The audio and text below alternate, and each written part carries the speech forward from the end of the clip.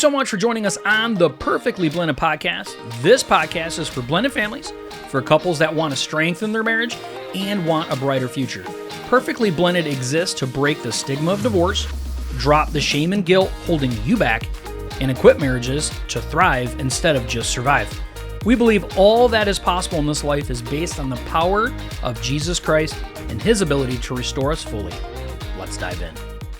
So Season 4, Episode 4, today we want to talk about the stepdad's perspective. If you were on our podcast, I don't know, this was probably 2 or 3 episodes ago, we did perspective of the stepmom, and I think it's super helpful for us to have perspectives from each side. It's helpful for the mom or the wife and vice versa. So today we wanted to make sure we do that. What'd she say? I bet you were both super what? I don't know. Oh, I was going to try and see what she said. I can't see it, so that's okay. If it was sideways, I could see it. Crazy. Are we ready? I don't know, are you? Yeah. With that sigh, are you sure? Yeah. That was pretty frustrating. That was a frustrating sigh. It is frustrating when things don't work out, though. Or actually, if you're in Michigan, tomorrow we have this massive snowstorm that's supposed to commence. And so it's like everybody is like preparing for the doomsday of the world. Like everything's ending. So it's kind of funny, actually. Mm-hmm. So, okay. So I guess we're going to jump right into it. We can't do our countdown. There's no small talk. Not countdown, but our little intro, and it's sad. So welcome to the very first time of us ever having it like shut down on us, like technical difficulties. Yeah. This actually is the first time ever. Yeah, we had kind of technical difficulties when we were on the cruise because we thought we would be able, since we paid for internet, we thought we'd be able to record it and post it while we were at sea, and we couldn't. So we had to wait until almost an entire week later to do that. But we anticipated and we're okay with it if it wasn't going to work out. Yeah. Today, it's like we're in our office and everything is supposed to just work like it normally does. We've never had a problem before. I always get in an extra hour and a half early to make sure everything works, everything's working. And then it just stopped. So it just stopped in the middle of it. It's stupid. So this is the result. Can't do it that way. Yeah, I see that. Are you ready? Yep. All right, so I'm going to be interviewed by my lovely wife. She has some questions. I'm not looking at your questions. We have to be close together right now. I don't have a choice. It's weird. Yeah, so we don't have a choice. So she's going to ask questions and I'm going to answer them. So go ahead, fire away. The interview of the stepdad. Question number 1. Mm-hmm. What was the hardest part for you when we were first blending? What's the hardest part for you? The hardest part for me probably when we first started blending was that I thought my son was going to hate me. Mm-hmm. I actually thought he was going to hate me and not want anything to do with me because I didn't realize how hard it was going to be. Mm-hmm. And the transition, I thought it would be a lot easier than what it was. Mm-hmm. And I really did feel like my daughter was much more easygoing than my son. My son doesn't change. He's not good with change. Change is extremely hard on him. Yeah.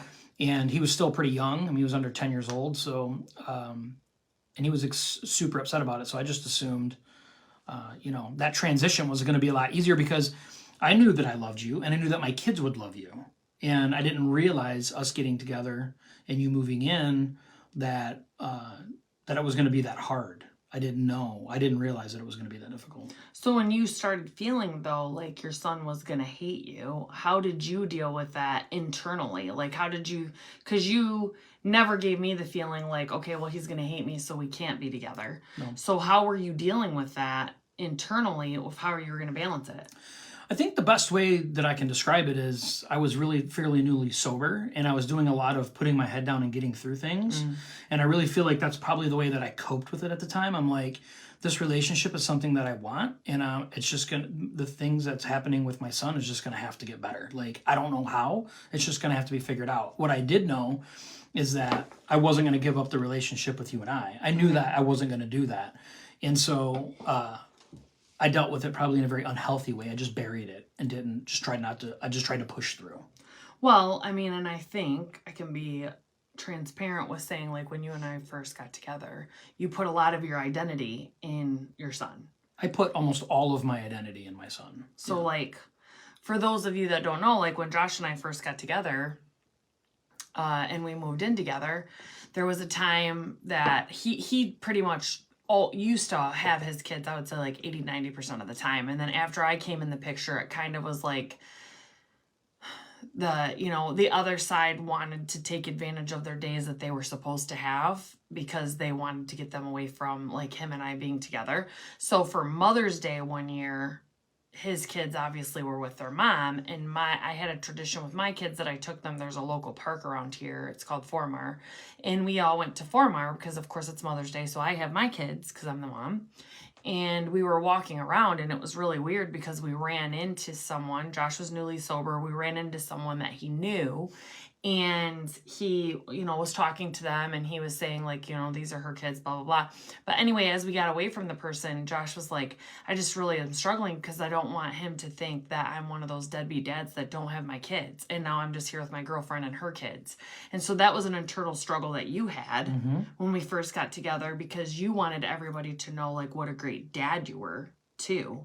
And you struggled if you thought that someone was going to think you weren't. Well, I've always struggled, and I've talked about that, to be fully transparent. I've always kind of struggled with I don't want people to think that I'm not a good dad or even a good husband. And, so I've always kind of struggled with that anyway, trying to make sure that people like me or think highly of me. So I already struggled automatically with that. But being newly sober, I think just amplified it. Plus, I had been single for a while. I had changed my ways a lot when I sobered up, and I had been completely single. So the only thing sobering up that I really had to focus on hardcore was being a dad. Yeah. And, and so that you could measure that you were doing good at. Absolutely. Yes. That I felt was healthy. Correct. And really, to be honest with you, I was probably doing it in an unhealthy way.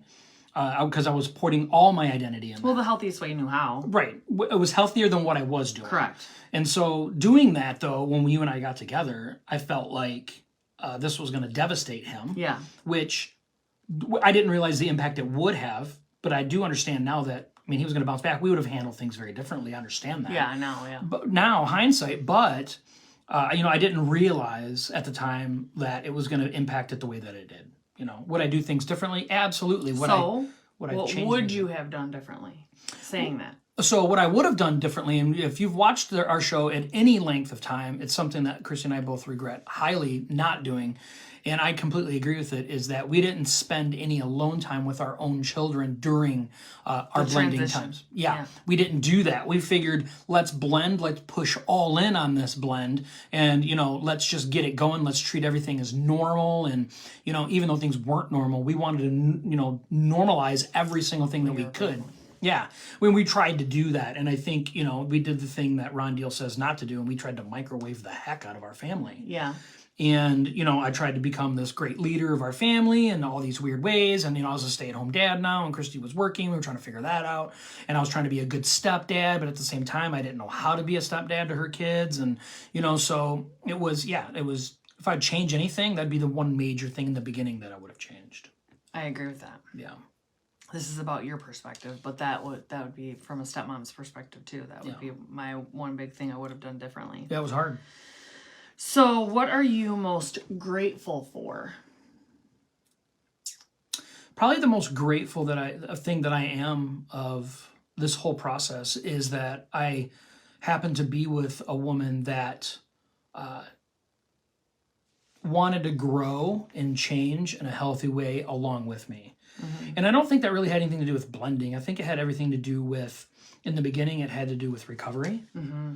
And then it had everything to do with, I'll get emotional, but it had everything to do with trying to transition our lives into being more Christ-like and being part of a church and trying to raise our family in a more of a godly sense. And I had no idea what that looked like.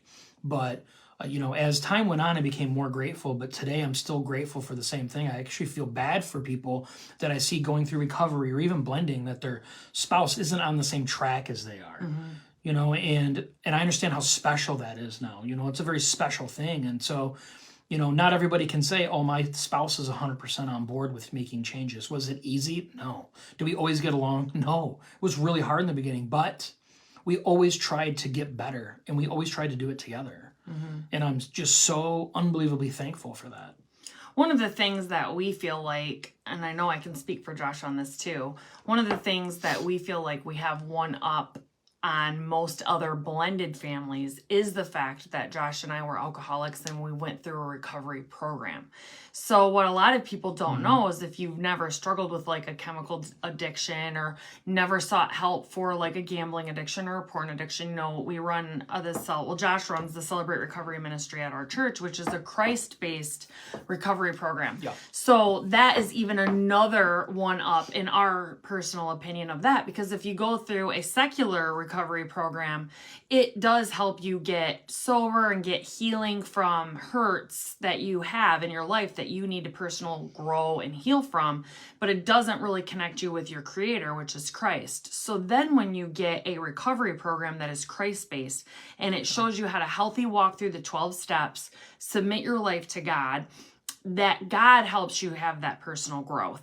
God is the compass for your life. So that is that's why we want to create this community for blended families, because we have a recovery background that is what most people need, is that personal growth and how to work through like becoming better and better and better at communication, about being more mature emotionally, being there for your spouse. And that takes a healthy individual at their core. And we feel like that's what a lot of people in general are missing. Everyone should go to Celebrate Recovery. Everyone should. Everyone should work through a 12-step program, because that leads you to where you should be in your life and how you should continue to grow, and then turn around and help others that are behind you, in the program, and then also put God at the center of it. So I'm glad that you brought that up, because that is what has set our relationship apart among even a lot of nuclear families that we have. They're very toxic and they're not on the same team. And when you're going through a recovery program, you understand what success means in your relationships with other people, let alone your spouse. So I think that's very important. Yeah, I mean, as a stepdad, I started to understand the importance of taking personal responsibility. Recovery taught me that. A Christ-centered recovery program really taught me the grace and love of Christ, and how important it is for me to turn the fingers back into thumbs and start saying, hey, the problem can only be solved if I'm willing to be obedient to Christ and to change the things that I can change and leave the rest up to God. And I believe, as we started to develop our relationship, Christy and I did together, with ourselves and with Christ, the whole, 3 different things in our lives that really completed it. I really felt like I was able to become a stepdad that was possible of leading my stepsons. I honestly believe my stepsons absolutely love me. I do believe that, and I believe that they do respect me, and I've poured into them though. And at times when it made it really, really hard on me, I was able to lean back on what God has taught me through my recovery and through my relationship with him. And I think that's a foundational thing. It's weird though, because you can't just walk up to somebody and say, they're saying, you know what, I'm really struggling with my stepkid. I can't look at them and say, well, have you worried about changing yourself first? Like, people work on wants, not needs, right? And it's like, I want this relationship changed. Yeah, but what about your personal relationship? Like, what have you done with that? Like, so it's a really hard thing to tell people that they need to recover themselves before they're going to be fully effective. And it's hard. Yeah, I heard a powerful quote the other day that's, it's in a book that I'm reading, but it's not the person that wrote the book's quote. She quoted the person, and I don't remember what their name is.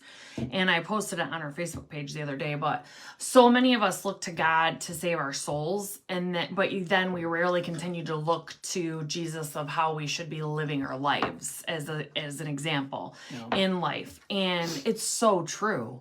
Like, we want him to save us, but yet then we don't turn around and say, okay, that's the example of how I'm supposed to be living now. And that's self-sacrifice and selflessness. And so many of us, myself included, I struggle with that. Like, it's a day-to-day dying to self, and we have to keep that at the forefront. So based on everything that you just said, though, I'm glad that you talked about all that. I had wrote down just kind of a 2-part question. Okay. So how have you personally grown from the challenges that we've faced with being a stepdad, a dad/stepdad, and a husband? Okay. what personal responsibilities, because you've obviously grown, I want to know how you feel like you've grown, and what personal responsibilities have you taken on from our past failures to help you grow? All right, so let's ask this one at a time because it's super in depth. It is. And it's a lot. So It's me. So what's the first part of the question again? It's about what personal responsibilities did you take to start with? Like, did you take it on and say, no, this is my responsibility of our failures or hiccups or hurdles that we had to get through? Okay. So I would always say that I was always a pretty decent communicator, but I feel like that was one of my major portions to grow in because I easily shut down. Like easily. If I get frustrated, I shut down. I mean, Christy can be a testament to that, which has changed over the time since we've been together. And so, when I feel like I'm being disrespected, I will say something. And if I feel like something doesn't change, I shut down and I pull away. And I really did a lot of that in the beginning. I did that with being a stepdad and a husband. And it was easy for me because I had to go into protect mode. And I believe that with my relationship with God, through my recovery, and having a supportive spouse, I learned no, we can talk through things in a healthy way. And the funny thing is in the beginning of our relationship, I was the one always dragging all the communication out of Christy. And, that was really the turn that we had right there. But it was easy for me because it wasn't turned on to me. And so as time grew, Christy became extremely strong in that way. She was already a really good communicator at work. I mean, she's always had a ton of success in the corporate world, and so she was really good at that. But then she started finding super success in communication at home, and I started becoming the weak one in that area because she would overly communicate in areas, and then I didn't want to talk about that stuff because I wasn't ready for that. So, it was that's probably one of the biggest things for me, learning wise, something that I needed to change, is something that made such a difference in my own personal growth that I think I've been able to hand down to my children, to Christy's children. And it's made a huge benefit in our marriage. Mm-hmm. I would agree with that. I was a communicator when we first got together. You were more of a communicator because you had a lot of people, if you're watching, may not know this, but Josh was 1.5 years sober when we got together, and I was not. I was still an alcoholic. So my anger or my emotions, I was emotionally immature when it came to handling conflict. So then he would, being already through his recovery, want to sit down and talk things through, and I would shut down, or I would get angry and want to scream and yell. And then over time, as I went through my own recovery, something that I had already been successful with at work, because I was a different person at work, I couldn't lose my cool at work like that, seeping into, obviously, God was changing my life as a whole, and now communication has become a huge, probably my most dominant strength, conflict resolution and addressing issues in a loving way and being fine with handling that.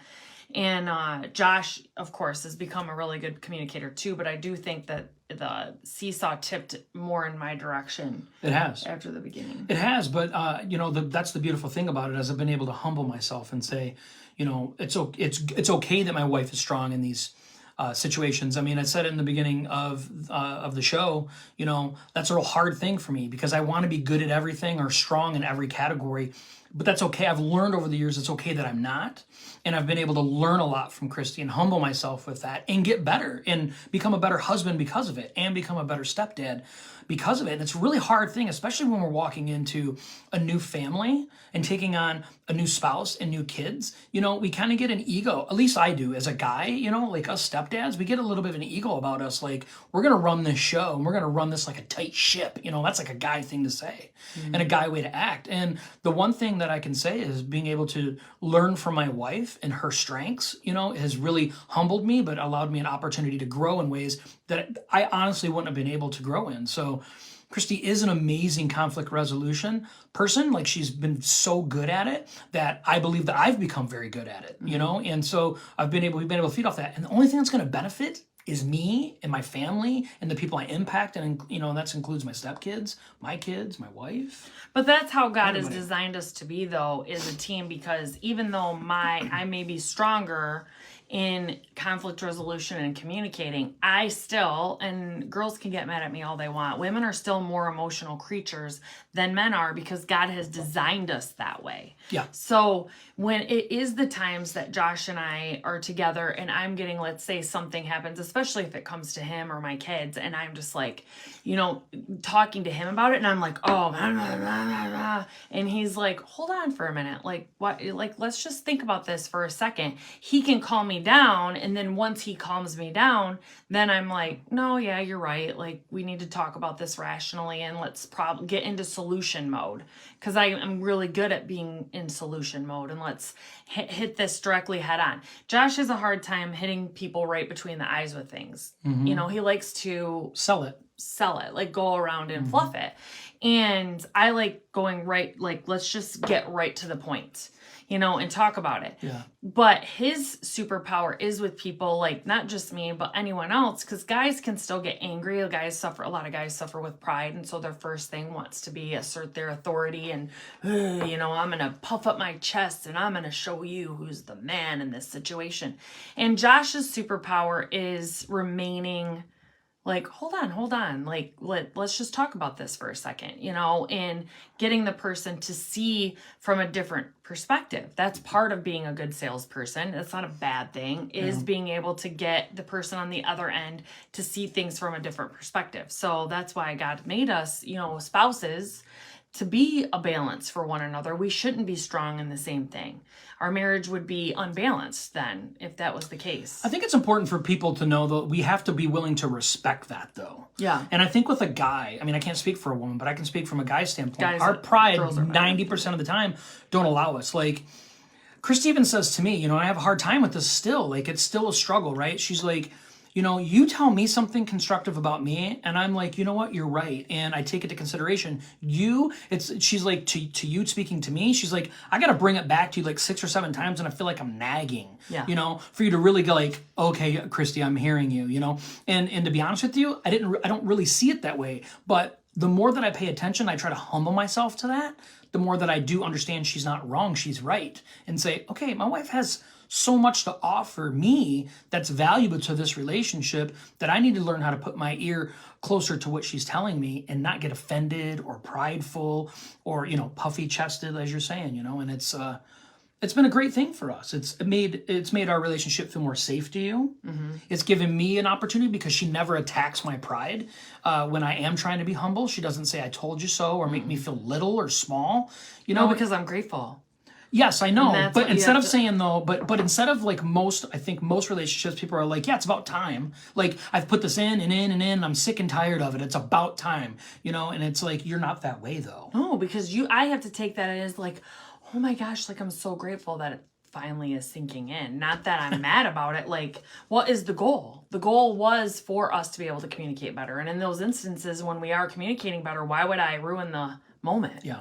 Like, I need to be grateful for that moment. Those are the God moments, And that goes into, like, how have you personally grown from the challenges that we've faced? And that is one of the things, is that it is true, like, not as much anymore, but he used to come to me and say, hey, you really, when this happens, you really get mad or you really get defensive. And I'm like, you're right.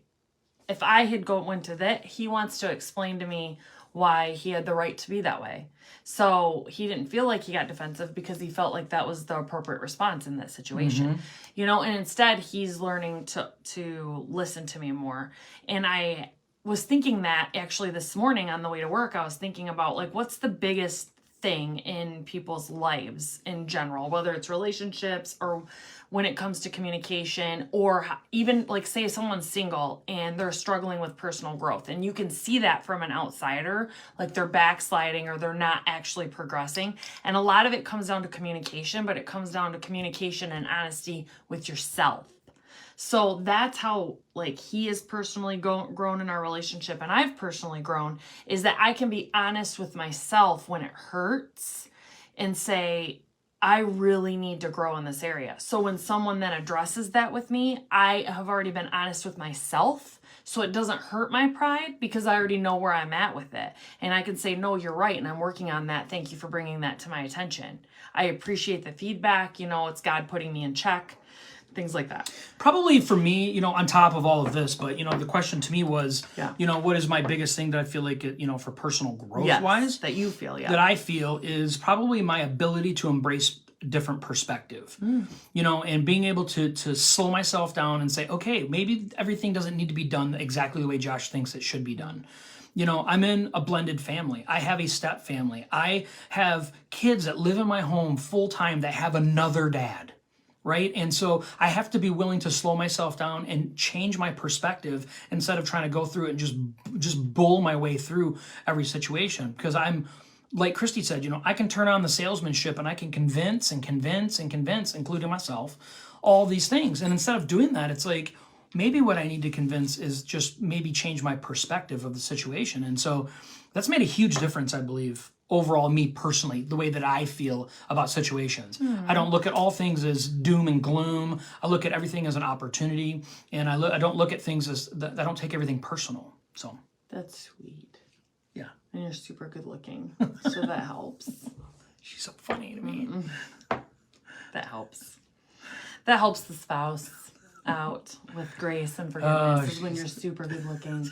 Really, really, really good looking. It's for a movie. What movie? Okay, so what is a single piece of advice you could give other dads and stepdads? Because you are both, not all blended families are this way, but in our blended family, you are both a bio dad and a stepdad. That so what's a single piece of advice that you could give that are to families that are pre-blending, or struggling with blending? Probably the biggest thing that I think that everybody needs, especially as a guy, is we need to be willing to reach out to other people that's been through this.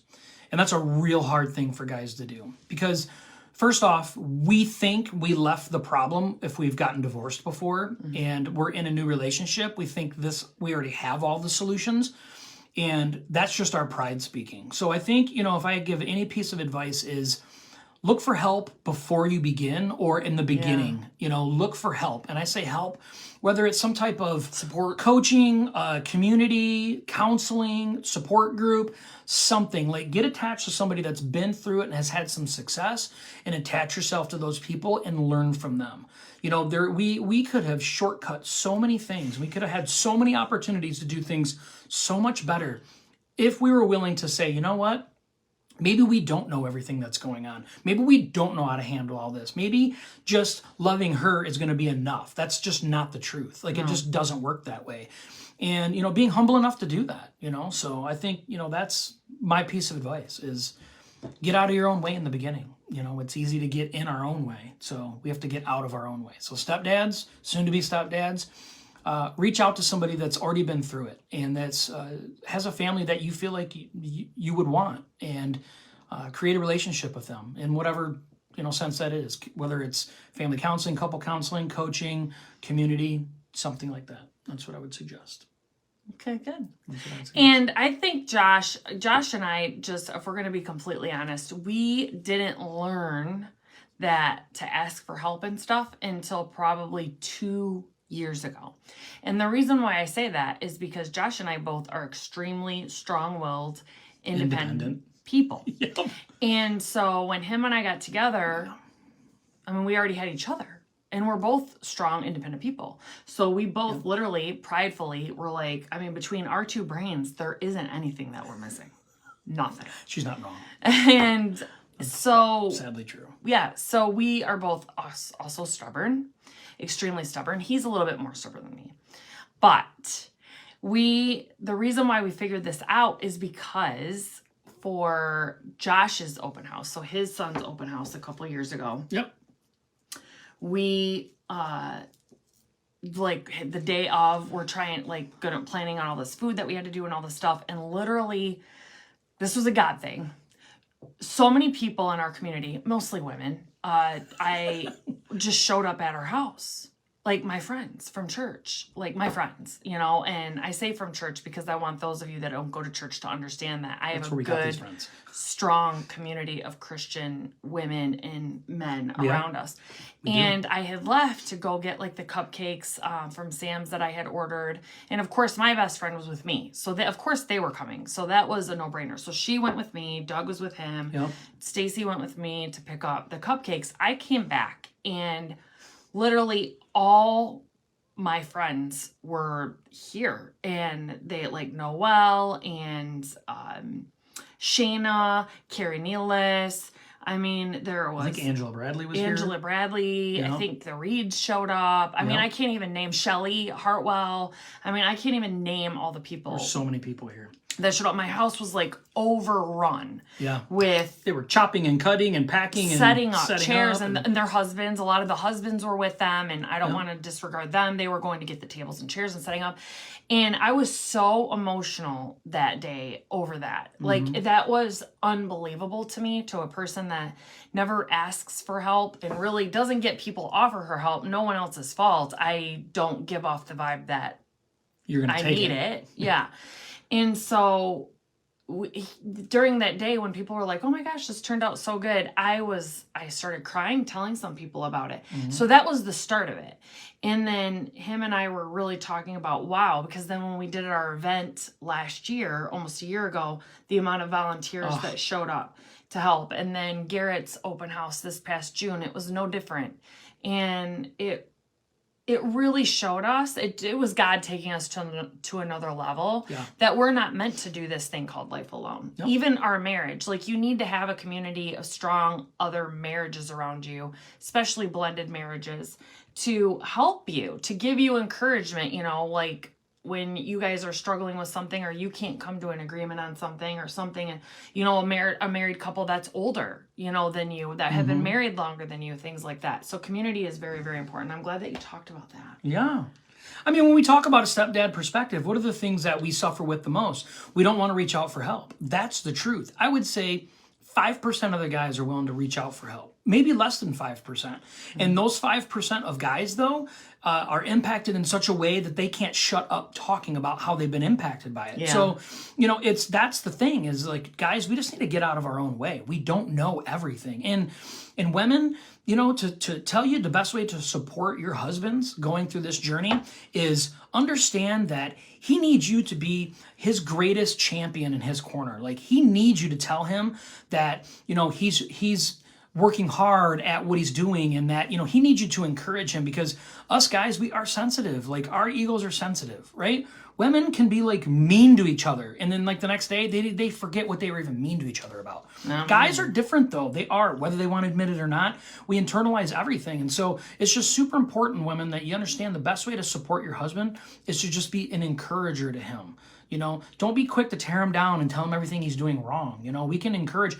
And that's one thing Christy has always done in our relationship. She's not quick to nag. She's too smart for that. Okay, she's too smart. She's tactful, is what she is.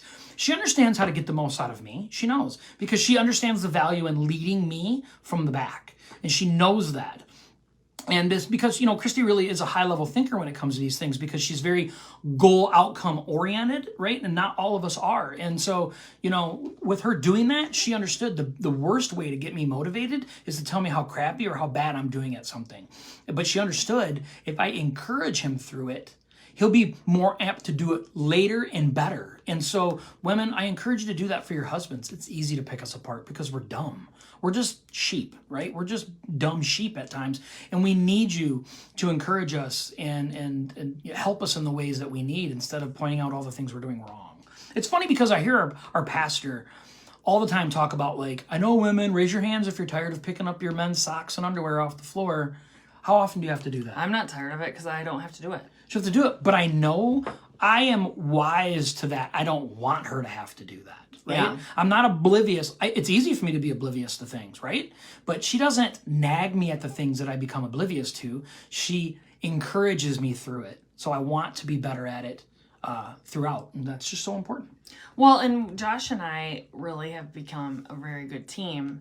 We probably were like 3 or 4 years into our relationship, and we were talking to another couple or something. And I said, I don't think Josh and I have ever even talked about this, but we've just naturally, where he doesn't do something, I will just step in and do it. So neither one of us are lazy, but like the Q-tips, he doesn't ever refill our Q-tip holder thing. I always am. I just stepped in and I'm the one that does it. So and I use the majority of them. He uses the majority of them, but he doesn't do it. I just step in. I don't complain about it. The bathroom trashes. So there's 2 bathrooms. The bathroom trashes, he doesn't like tie up and take out to the regular trash and put a new bag in. I'm the one that normally does that. But what do I do with them bathroom trashes? I walk them out to the kitchen trash and I stuff them on there. You know, so he ends up technically taking the bathroom trashes out because it fills up our kitchen trash. And I don't ever take the kitchen trash out. Very rarely. He does that. And he does the dishes. I do the laundry. So we don't really focus on complaining about what the other person does or does not do. Because if women can attest to this more so than men, if the women just stop doing everything that they do around their houses, in most relationships, the men are like, oh my gosh, what happened? But yet they don't realize how much the women do. It's no different in like our relationship. I don't realize how much he does. I don't need to sit back and just focus on the things that he doesn't do. I can just do them. And because if I actually took time to sit down and start listening, like who vacuums our house the majority of the time, who dusts our house the majority of the time, who does the dishes, who does the majority of the things around the house and makes our bed and all those things, it's him. Things that I don't think about, but if I took the time to think about, so I just appreciate you. And I appreciate how hard you try to be a better dad and a better stepdad and a better husband every single day as we go through the new season of our life. All of our kids are getting ready to move out. Yeah, I'm about to be empty nesters. I know. So, which is glorious. He's a very, very good man. I'm a extremely, extremely lucky woman, and our relationship definitely hasn't been all sunshine and roses, but we've always maintained the same common denominator that we are on the same team. And us working against each other is not going to help our kids. It's not going to help God's kingdom. And it definitely isn't going to be a recipe for a good marriage. And you're my biggest fan. Yeah. And I'm your biggest fan. And that's the way it should be. Yeah. I think it's important that we know that, you know, you said it, the teamwork thing, but if I tore you down, it would hinder everything that I would preferably want out of our relationship. And I think it's really hard for people to see that. Like, women may be on here like, yeah, but my husband doesn't do anything around the house. And I think that's because, you know, maybe there's something deeper than that needs to happen first before those things happen. You know, these are the things like, you know, we want to encourage through all of this stuff, not nag until it happens, right? It's, you know, Christy fills the Q-tip holder, right? You know, it's little things like that. And I see that and I think to myself, well, I don't want her only doing that. There's other things that I can do too. You know, and so we just make that decision in that. So, you know, we have to begin early on encouraging and staying away from the nagging thing. Guys don't like to be nagged, even though they need to be nagged. I don't like to nag. Women don't like to nag. Yeah, no, we really don't. No, you don't. And then it makes us angry because then we feel bad. Yes. Because we feel like we're a nag. And that's the last thing. Women don't, or little girls don't sit and think like, oh my gosh, I can't wait to grow up and get married and be a nag for the rest of my life. No. That's not the way they think. No, and it's like women don't grow up and say, I want to have a grown child in the house. I've heard many women say that their husband is just a grown child. And that's because you need to focus more on the relationship portion of it and like, okay, let's get to the bottom of this, you know, let's share our concerns and build from there. And that's something I'm really happy that we decided to do. You know, that we focused and said, I want to make this family, the one I currently have, better than anybody's family. Like anybody's family. Like I strive to make this the best that it can be, that God will keep blessing it in ways, you know, because we're honoring him with all that we do. So as a stepdad, as hard as it can be, women know that, you know, just because maybe things don't seem like it's happening behind the scenes with your husband, it is. And communication is what will really get to the core of that. So if you could, what if, you know, there's a guy out there that is a stepdad or a dad and, you know, they kind of don't know where to start to build or find even one like healthy relationship with another guy or whatever. I know it's super hard for guys. I mean, what would your suggestion be? I think if you're involved in a church, the very first thing you should do is go to your lead pastor and have a private conversation and say, hey, I'm looking for another mentor, and these are the things I'm looking for. I'm looking for one that has a healthy family, a healthy blended family preferably, and your pastor would be involved in so many people's lives already. He has a very good understanding. Trust me, our pastor knows everything about everybody's lives in our church, and we don't go to a small church. It's kind of scary, yes, but it's true. And so if you are looking for something healthy, Christ-centered, that's exactly what I would tell you to do.